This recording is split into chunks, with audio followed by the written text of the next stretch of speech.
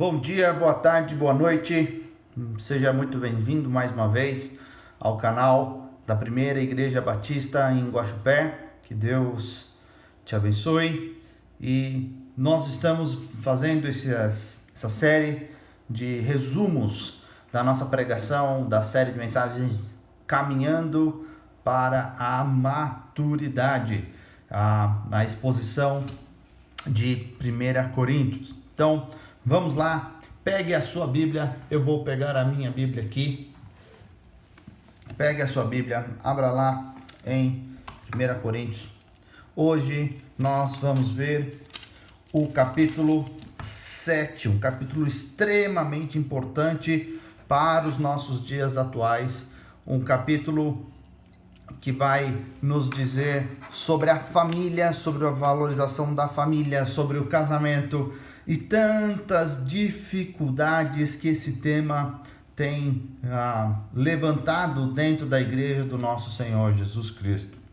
Muito bem, até aqui os 6 primeiros capítulos, Paulo vai tratando desses pecados de acordo com esses relatos que ele havia recebido e que estavam afetando a igreja de Corinto. Agora parece que nós temos uma diferenciação no capítulo, a partir do capítulo 7, onde o apóstolo começa a responder perguntas específicas feitas diretamente nessa carta que ele havia recebido, nessa carta que a igreja havia enviado. Então, as primeiras perguntas no que nós encontramos aí no capítulo 7, elas são acerca do casamento. Depois, no capítulo 8, ele vai falar sobre essas comidas oferecidas a ídolos. Depois, no capítulo 12, sobre os dons espirituais. No capítulo 15, sobre ressurreição dos mortos. E no capítulo 16, sobre essas ofertas missionárias aos judeus. Todas perguntas legítimas, questionamentos que aquela igreja tinha, e o apóstolo vai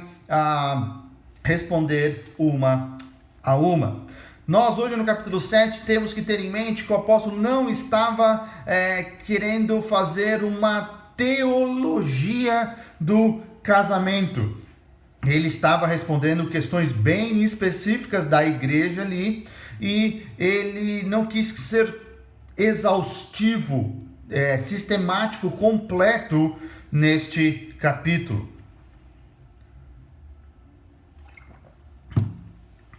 Algo que é muito importante a gente ter em mente quando a gente vai estudar o capítulo 7 é que Paulo estava corrigindo essas tendências desequilibradas que a igreja de Corinto tinha. E eles tinham uma grande dúvida, assim como a nossa sociedade tem uma grande dúvida sobre como desenvolver, como ter uma sexualidade sadia numa cultura totalmente pervertida. Como cristãos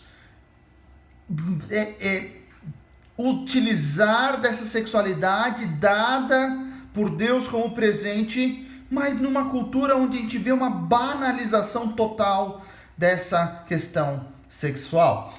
Algo que é preciso enfatizar neste capítulo são alguns versículos que causam dúvidas e questionamentos para algumas linhas teológicas, como o versículo 6, o versículo 10, o versículo 12, o versículo de número 25 também, quando fala sobre essa questão de quem está escrevendo e se é mandamento ou não. É muito simples. O apóstolo Paulo de maneira nenhuma está negando a inspiração divina desse texto e desta passagem. Ele só está se referindo aos ensinamentos diretos de Jesus Cristo. Paulo precisou responder ali algumas perguntas, ele estava precisando responder algumas perguntas que Jesus não havia discutido. Porém, quando Jesus havia discutido, Paulo, ele se utiliza das mesmas palavras de Jesus. Ele faz referência às palavras de Jesus. Paulo então explica a vontade do nosso Deus, algo que todo mundo está querendo ir atrás, algo que é bom, é fantástico, é maravilhoso, é bom, perfeito e agradável. em relação ao casamento cristão. E ele divide esse capítulo 7 a 3 grupos diferentes. Primeiro grupo que nós vamos ver é do versículo 1 até o versículo 11, é o grupo de cristãos casados com cristãos. Muito bem, o segundo grupo que nós temos, do versículo 12 até o versículo 24, são cristãos casados com não cristãos, e nós vamos ver essa particularidade. Por fim, dos versículos 25 até o fim, até o versículo 40, nós vamos ver sobre cristãos solteiros, ok? Então essa é a nossa estrutura desse capítulo 7. Começando então até o versículo 11, onde nós temos cristãos casados com cristãos. E Paulo quer esclarecer 2 perguntas aqui. A primeira delas, dos versículos 1 a 9, é se o celibato é uma opção. Essa é uma pergunta. Dá a entender que uma dessas perguntas que a igreja fez foi: Paulo, o celibato, o permanecer solteiro, é mais espiritual do que casar? E Paulo vai desenvolver essa teologia, e ele fala logo no versículo 6 que o celibato ele é sim permitido, mas ele não é uma ordem. E o versículo 7 também diz aí que nem todas as pessoas têm o dom para permanecerem solteiras.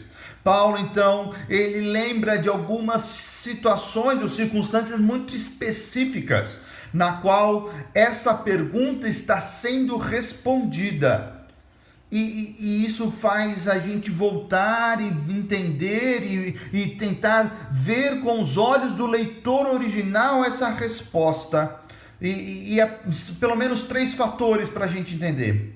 Primeiro fator é essa difícil situação ali da igreja de Corinto. Um local com uma extrema pressão, com muita perseguição. Então, é nesse contexto que Paulo está dando essa resposta. Segundo fator é em relação à liberdade para servir no reino de Deus. E Paulo está querendo dizer com todo esse seu raciocínio é que o que você vai ter mais liberdade para servir o reino de Deus. Ou seja, se você crê que Deus te capacitou para isso e você vai ter mais liberdade, é melhor permanecer sim solteiro e focado no serviço exclusivo do reino de Deus.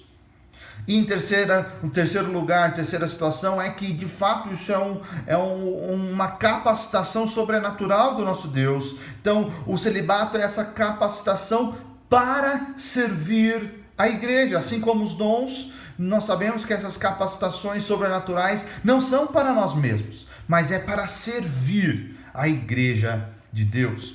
Então Paulo diz aí que cada cristão deve buscar o estado civil que mais lhe permita servir a Cristo e ao reino de Deus. Então ele passa por diversas questões sobre casar ou não casar, sobre quem possui o corpo um do outro dentro do casamento.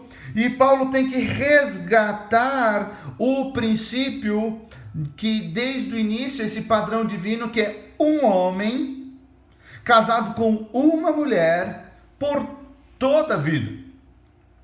E Deus dá ao ser humano, à raça humana, o casamento como a única expressão legítima, pura e santa da nossa sexualidade. Quando um homem e uma mulher unidos por aliança desfrutam desse relacionamento conjugal com exclusividade, com fidelidade e intimidade, o nosso Deus é glorificado. É interessante quando fala sobre a questão de cumprir. É algo habitual, é um dever, é uma obrigação, é uma dívida que tanto marido quanto esposa têm um com o outro. E claro, queridos, os direitos conjugais são iguais. e são recíprocos. Não tem no casamento alguém que tem mais direito do que o outro. Quando nos casamos, renunciamos completamente à autonomia sobre o que fazer com o nosso próprio corpo, sobre o que fazer e o que não fazer. Nós passamos esse direito, essa autonomia ao nosso cônjuge. Queridos, mas como todas as coisas, o que governa o físico, o que governa o material é o espiritual. Porque nós sabemos que o nosso corpo é templo de Deus. E tem aí alguns fatores nesse tempo de bastante desinformação sobre jejum e sobre essa questão aqui que Paulo fala sobre como um ou outro dentro do casamento, marido e esposa, podem fazer uma pausa no relacionamento sexual. E ele coloca 4 fatores. O primeiro fator é mútuo consentimento.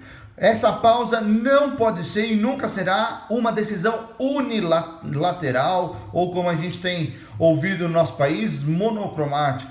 Então, a primeira questão é por mútuo consentimento. Segundo, é por certo tempo.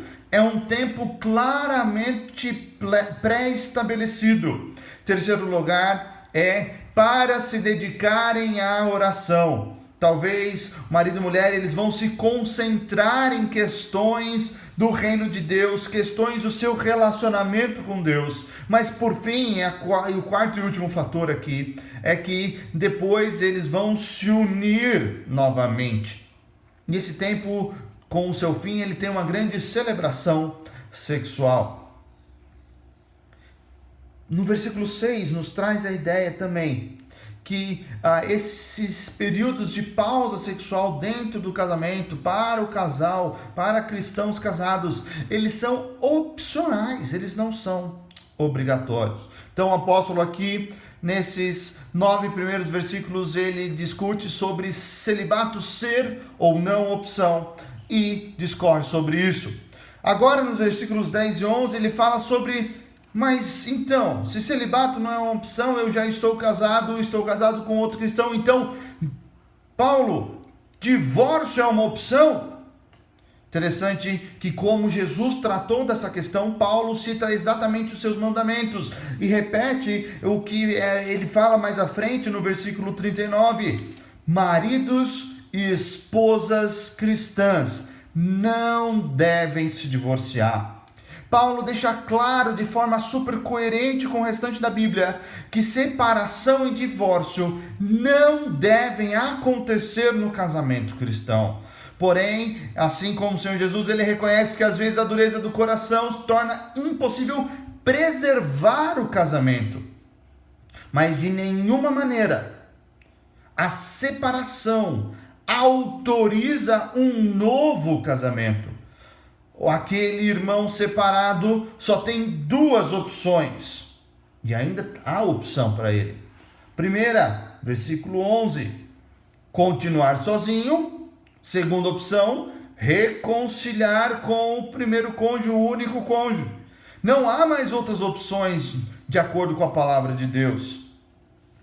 Queridos, é muito melhor quando ocorre confissão, quando ocorre perdão, reconciliação.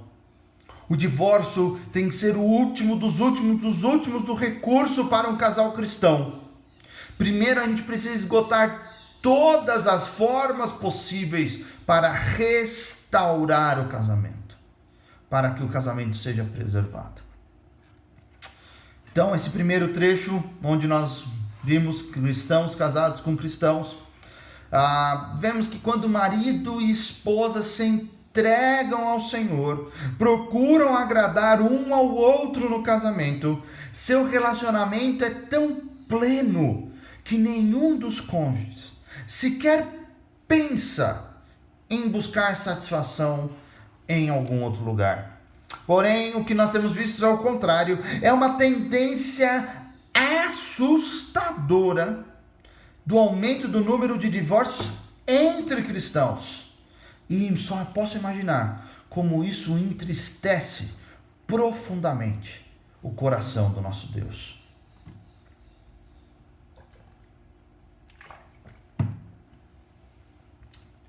Caminhando agora da segunda parte do nosso capítulo, dos versículos 12 ao versículo 24, onde fala sobre cristãos casados com não cristãos. Você deve pensar, se já não pensou, mas como isso aconteceu?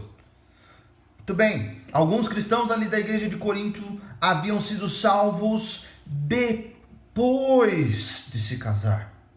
E o cônjuge ainda não havia se convertido. Deixa claro, todas as questões envolvidas aqui, deixa claro que é nesse sentido. E alguns desses cônjuges cristãos estavam enfrentando dificuldades e fizeram a pergunta para o apóstolo Paulo: devemos permanecer, continuar casado com um cônjuge não cristão? Será que a conversão não altera as coisas e agora eu posso sair desse casamento, ou eu tenho que sair desse casamento? Então o apóstolo Paulo vai esclarecer aqui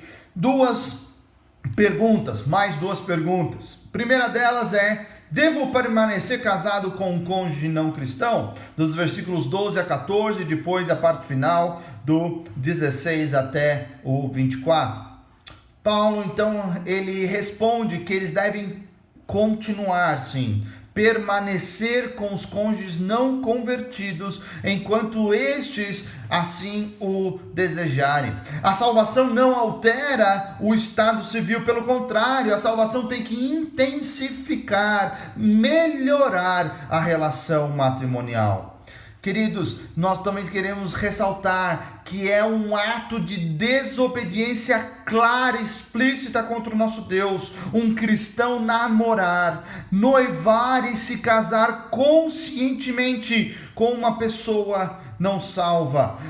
Dentro desse capítulo mesmo, o versículo 39 traz a expressão que ela pertença ao Senhor. Se a dica lá que nós vamos chegar para as viúvas, ela também cabe aqui aos cristãos solteiros. Porém, se a pessoa se converte depois de casada, ela não deve usar isso de pretexto para terminar o casamento somente para evitar problemas por terem dois senhores. Não, ela deve permanecer casada. Sabe por quê? O cristão, ele exerce influência espiritual no lar, e isso pode levar e pode conduzir o outro cônjuge à salvação. 1 Pedro capítulo 3, no início, diz que a esposa cristã vai ganhar o marido para Jesus por meio da sua conduta, por meio do seu caráter, não tanto pela argumentação, mas pelas atitudes, como compreensão, amor, bondade, paciência. Isso também funciona ao contrário, para aquele marido que é cristão e a esposa não é ainda cristã. Queridos, é algo tão diferente que nós temos que levar em conta que a igreja, naquele momento, a igreja de Corinto e as igrejas que estavam se formando ao redor do Império Romano, fossem o único local, única agremiação, onde você tinha escravos e livres, homens e mulheres, ricos e pobres, e eles tinham a comunhão igual, nesse pé de igualdade. Ele também fala nesse final, onde dos versículos ali do 18 em diante até o 24, fala que nós devemos permanecer nessa posição, nessa vocação, quando nós fomos encontrados por Jesus Cristo. Cristãos judeus não deveriam tentar se tornar gentios. Gentios não deveriam tentar se tornar judeus. Escravos não deveriam exigir a liberdade dos seus senhores em função dessa igualdade diante de Deus. Então, Paulo fala aqui sobre essa questão, se deve permanecer casado com o cônjuge não cristão. Mas no versículo 15 ele mostra essa questão sobre: mas e se o cônjuge incrédulo abandonar o lar? O que fazer, Paulo? Mesmo reconhecendo essa profunda importância que o casamento tem aos olhos de Deus, O cristão não deve carregar esse peso na consciência quando o incrédulo parte dele e ele toma todas as consequências e na verdade, todas as questões ali para se divorciar. Porém, de maneira nenhuma, essa separação dá ao cônjuge cristão o direito de casar de novo. Os versículos 10 e 11 que nós já vimos, eles incentivam o perdão e a restauração. Então, o cônjuge cristão, ele se enquadra lá. Duas opções: permanecer solteiro ou voltar com o cônjuge. Não tem mais outra opção.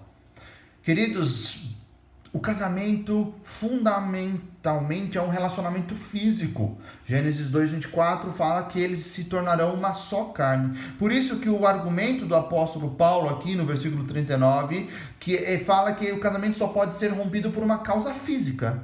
E essa única causa física que rompe o casamento é a morte.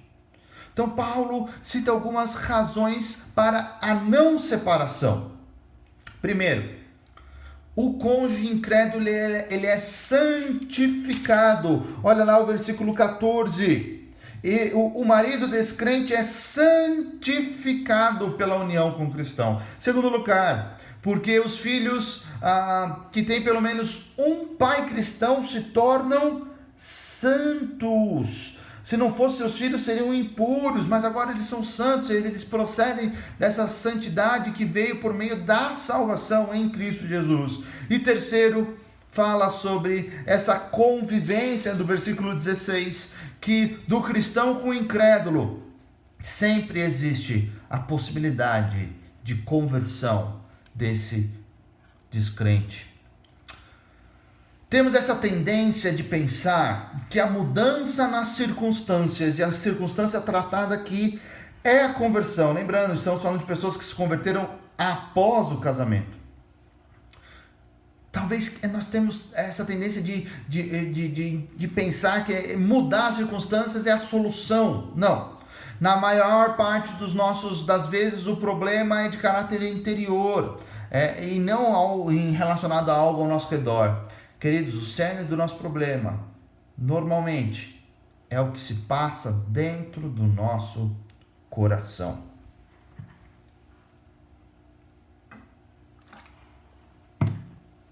Indo agora para a parte final, dos versículos 25 até o versículo de número 40, Paulo trata sobre os cristãos solteiros.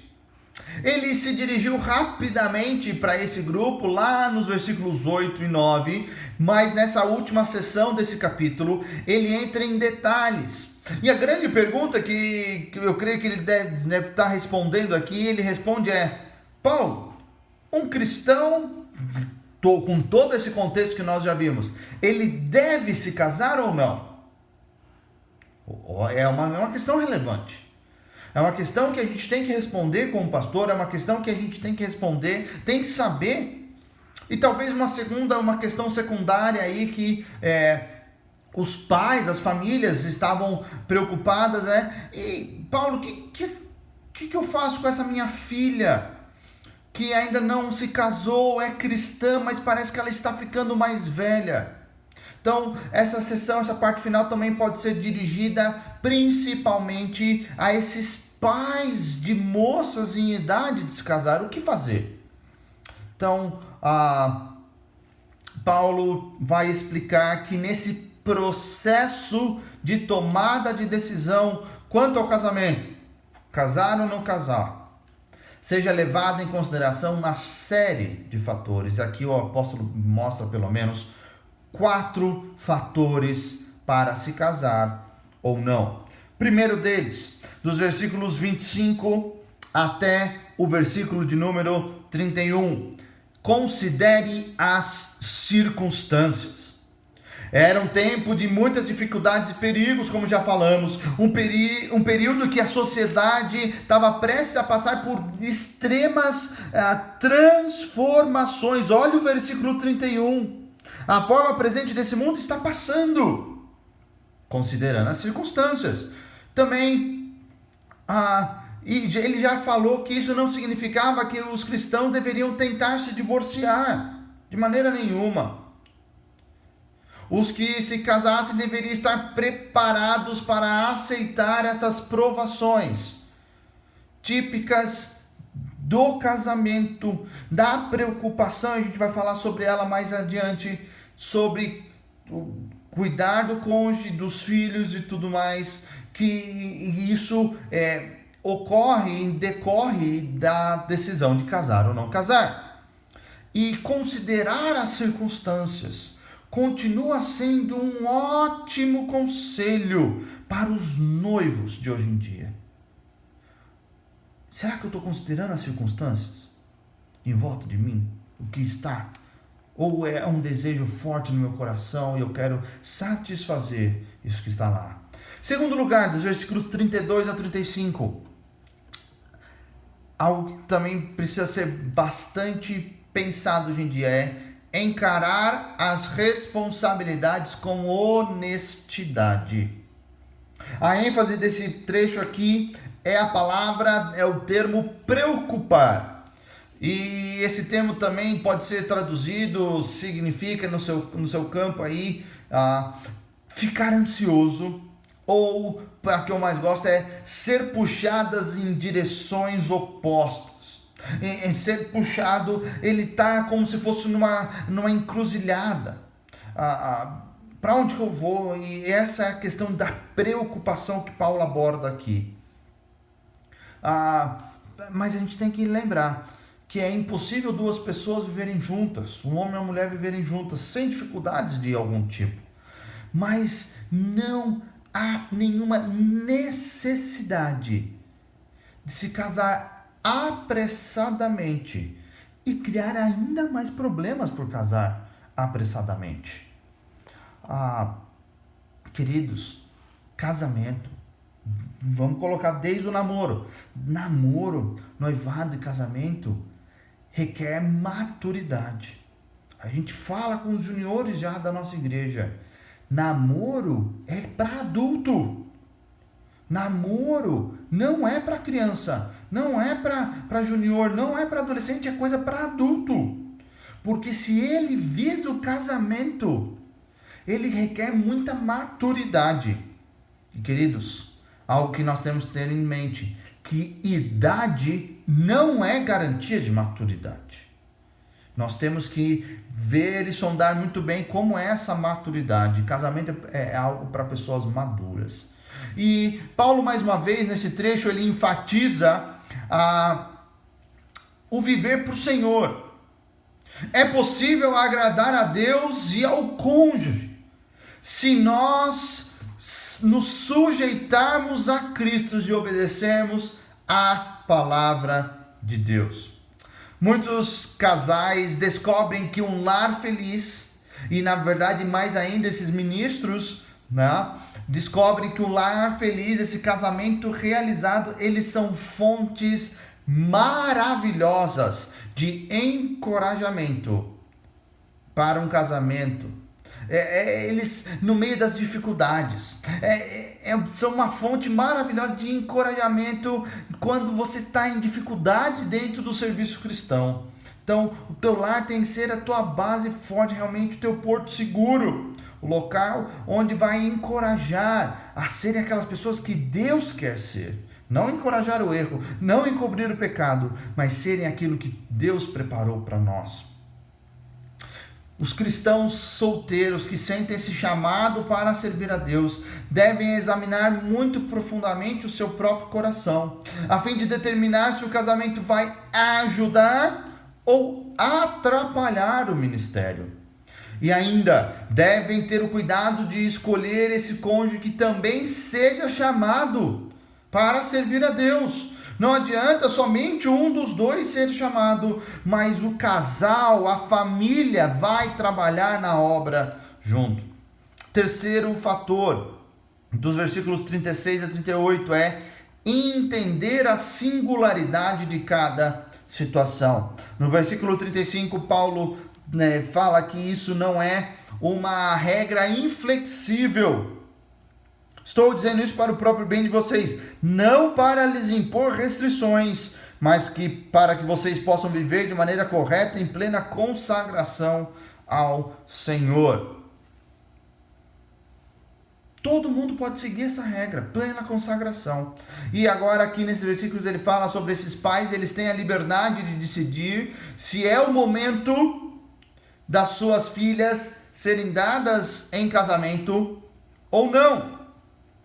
Interessante que muitas vezes em algumas igrejas existem casamentos em massa, assim, existem vários casamentos numa sequência, porque quando um casal anuncia o noivado, os outros parecem que não querem ficar para trás, e acontece isso sobre esse frenesi na igreja de todo mundo querer noivar e casar. Mas queridos, nossa abordagem, apesar da nossa abordagem hoje, Brasil, Minas Gerais, do ano de 2020, ser absolutamente distinta dos costumes ali dos coríntios, o conselho que o apóstolo Paulo vai dar ali vale para nós hoje. É sempre prudente um casal, namorado já, aconselhar-se com os pais. Qual é a opinião dos pais? Homens, meninos, solteiros, não percam a oportunidade de iniciar o namoro pedindo a família da menina. Não se furtem disso. É um dos momentos mais maravilhosos que existem, de você ir ao pai dela e perguntar, pedir a permissão. Queridos, ter esses conselheiros, pedir aos pais, aos líderes da igreja, para vocês não tomarem atitudes precipitadas, que talvez lá no futuro vocês venham a se arrepender. E Paulo trata aqui do versículo 36 de um problema. Parece que era um grande problema ali na igreja de Corinto, sobre essas mulheres com a idade madura, que está passando da idade. O perigo, obviamente, é que essas mulheres que parecem estavam passando da idade cometam o erro de casar apressadamente, só para não ficar para trás, não ser chamada de solteirona, de tia e outras coisas. Não, calma, existem momentos para tudo. Então, não é motivo para apressar relacionamentos, noivados, casamentos, o motivo da sua idade avançada. Assim como não era ali em Corinto. Mas vale lembrar que cada situação é única. E tanto pais quanto filhos devem buscar a vontade de Deus. Interessante que mesmo duas pessoas cristãs, tanto um homem quanto uma mulher cristã, querendo casar, mesmo de acordo com as escrituras, com a Bíblia, mesmo dentro desse contexto, muitas vezes não é sensato acontecer o casamento naquele momento. Por fim, esse quarto fator para se casar é a questão que vale a pena lembrar, que é todo o argumento do capítulo inteiro. Lembrar que o casamento é um compromisso para a vida toda, em versículos 39 e 40. O casamento é esse compromisso para a vida toda. É da vontade de Deus que a união matrimonial seja permanente, que seja um compromisso para o resto da vida. Nós já vimos que a única coisa que rompe isso é a morte. Então, por esse motivo, o casamento ele deve ser edificado sobre os alicerces mais firmes. Boa aparência, dinheiro, romantismo, aceitação social não são alicerces firmes. A palavra de Deus deve ter esse compromisso cristão, deve ter caráter, maturidade, nós já tratamos sobre isso.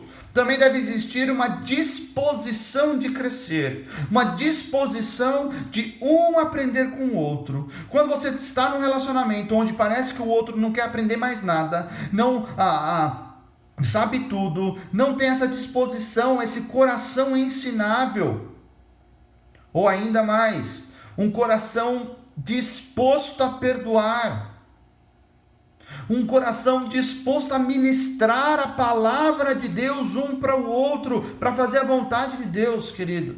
Esses são fatores que devem estar em primeiro lugar na tua lista. Puxa vida, Deus, eu quero uma pessoa, e eu estou falando com vocês solteiros, eu quero uma pessoa com uma disposição de crescer na palavra de Deus. Eu quero uma pessoa que ela é disposta a perdoar, que ela quer ministrar e ela quer, ouçam bem, que eu ame mais a Deus do que a ela. Ou seja, procurem pessoas que amem a Deus muito mais do que amem a vocês. Então o apóstolo encerra essa sessão aqui falando sobre as viúvas, que elas estão sim livres para se casar. Como a vida é o único laço, então elas sem esse laço da morte da outra pessoa, elas estão livres. É o único caso onde elas estão livres para contrair um novo casamento. Porém, Paulo ainda reforça aqui, donas viúvas, versículo 39, contanto que ele pertence ao Senhor. É a mesma regra para todo mundo. Mesmo jugo, mesmo Senhor, mesma ideia. Isso não significa apenas que eles devem casar com cristãos, mas deve ser de acordo com a vontade de Deus. Terminando esse grande capítulo que causa muita confusão muitas vezes, mas ele é fantástico, porque Deus, ele deixou escrito toda a orientação que ele queria para nós. E recapitulando esse capítulo, a gente não consegue ficar mais impressionado com a seriedade que Deus dá ao casamento. O conselho do apóstolo Paulo deixa claro aqui que as pessoas, que todos nós devemos levar o casamento muito a sério. E outra coisa é que Paulo deixa claro é que é impossível desobedecer a palavra de Deus sem sofrer consequências dolorosas. O divórcio jamais foi o propósito original de Deus para um casal. Deus odeia o divórcio. E por certo, nenhum cristão deve considerar o divórcio até que todas as alternativas tenham sido inteiramente esgotadas. Queridos, apesar do insucesso no casamento, ou seja, o divórcio, ser sim um empecilho bíblico para a função pastoral, para a função de conselheiro espiritual, para a função de diácono, como diz em 1 Timóteo capítulo 3, mas ela não é um obstáculo para que todas as outras pessoas, mesmo divorciadas, mesmo que conheceram o Senhor já no novo casamento, sirvam e sirvam muito ao nosso Deus de diversas outras maneiras. Pastor, conselheiro espiritual e diácono não. A palavra de Deus não coloca esses empecilhos, esse obstáculo sim, ele se torna desqualificado. Mas queridos, existem tantas coisas para servir na igreja. E com certeza, você, mesmo divorciado, mesmo talvez tendo sido encontrado por Jesus, já num segundo casamento, você pode e deve servir ao nosso Deus de todo o seu coração. E tem muito lugar para você servir ao nosso Deus. Que essa palavra edifique o teu coração, construa o teu pensamento cristão sobre a família. E, queridos, como eu falei na igreja, esses assuntos não são simples. Se você tem alguma dúvida do que nós acabamos de falar aqui, entre em contato conosco. Querem buscar um tempo e fazer um aconselhamento? Nós estamos completamente à disposição para que a palavra de Deus seja aplicada. Não somente para a glória do seu pastor, para a glória da igreja batista, que seja, não. Para a glória do nosso Deus. Porque se acertamos para glorificar o nosso Deus. E queridos, o meu desejo é que as nossas famílias sejam para a glória de Deus. Deus abençoe cada um de vocês e continuem conosco nos nossos próximos vídeos no canal, caminhando para a maturidade aqui em 1 Coríntios.